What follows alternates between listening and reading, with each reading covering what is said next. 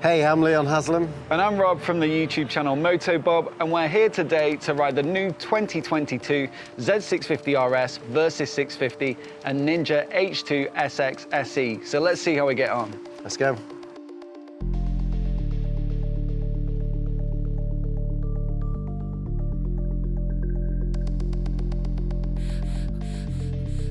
Yeah, it was a little bit fresh today, but yeah, obviously very local roads for me. Love coming up Matlock and especially up to Chatsworth. So yeah, awesome for me. You know, I don't get often to go out on the roads and to come out, especially on the new bike as well, and especially the retro look. You know, for me that's kind of my style, especially for the roads. And yeah, for me, obviously you get to ride more bikes than me on the road. So what do you think?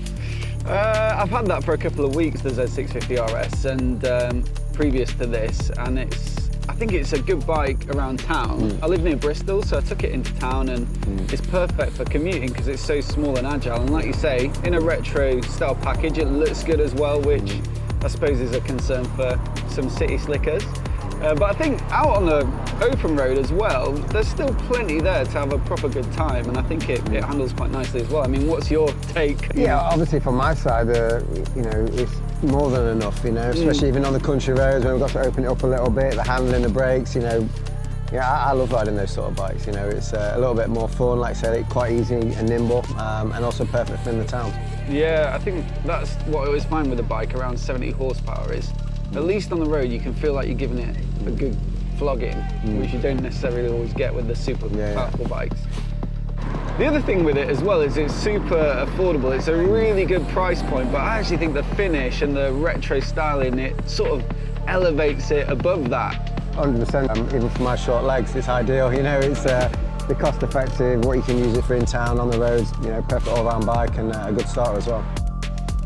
Same engine, but a completely stellar bike. We had the Versys 650 today, and I thought there's some nice little tweaks for 2022 on this bike. I've ridden it before, but the new TFT dash is actually pretty nice and clear, isn't it? Yeah, massively. I was really surprised with that, and I think the biggest thing today with it being a little bit cool, you know, them handguards and the heated grips, I was definitely loving those today. Real good protection from the front screen. Yeah, I was real surprised with the handling again. It's actually quite nimble, quite good, even with all the extras on with the top box and the side boxes. Yeah, I expected a big, heavy, sort of quite difficult to move around, but you know, it was really good. Yeah, so with this Grand Tourer spec, you get loads of add-ons. So you've got the full three-piece luggage, you get fog lights, the handguards, the wider windscreen, and I'd agree that the wind protection on this bike feels really good, and it feels much more like a bigger bike than a 650. It feels like quite a substantial Tourer at a fairly affordable price point as well. And another part of that, I think, is the styling. They've updated it. It looks a little bit sharper, and it sort of has that big adventure tourer presence to it, doesn't it? Yeah, you know, for sure. I think, you know, from my perspective, it covers a lot of areas. Like I said, I was really surprised with the handling. I was really surprised, you know, how much protection you did have on there, especially if you were doing long distance. It's, you know, it's the perfect bike. So out of the two that we've ridden this morning, which one would be your pick?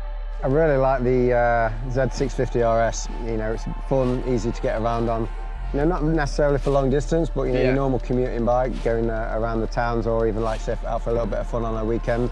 I think that's a bike for me.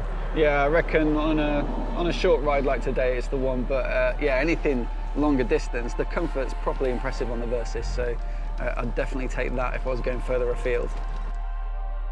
So we've had us fish and chips. What are we riding next? So it's the Ninja H2 SX SE. So absolutely bags of tech, bags of power. So should be plenty of fun. Let's go.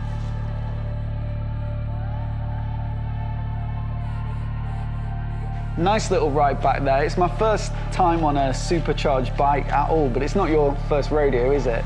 No, I've actually rode the H2R on track there, not in the roads. And yeah, honestly, it was a bit of a handful last time I rode the supercharged, but I was so surprised actually. It was so smooth, especially even in and out of the towns, and you know, obviously there's a lot of all new fuel in with it, and for me I was more surprised with that, how actually rideable it was. But then you had the advantage of obviously that big kicking horsepower, revving it up in town, and the noise that it gives back. You know, that, for me that was a big step forward. Yeah, it sounds incredible, and although you can't like properly stretch its legs on the road, it still has bags of torque. It's super smooth, and it's perfect for like a sports tourer like that. The other big change for 2022 is the radar front and rear, and I was super impressed with the adaptive cruise control because it's obviously valuable on the motorway and A roads and that kind of thing, but even in town down at 30 or 20 miles per hour, it worked perfectly at following the bike in front. We also had a bit of a chance to check out the forward collision warning and the blind spot. I found those super useful.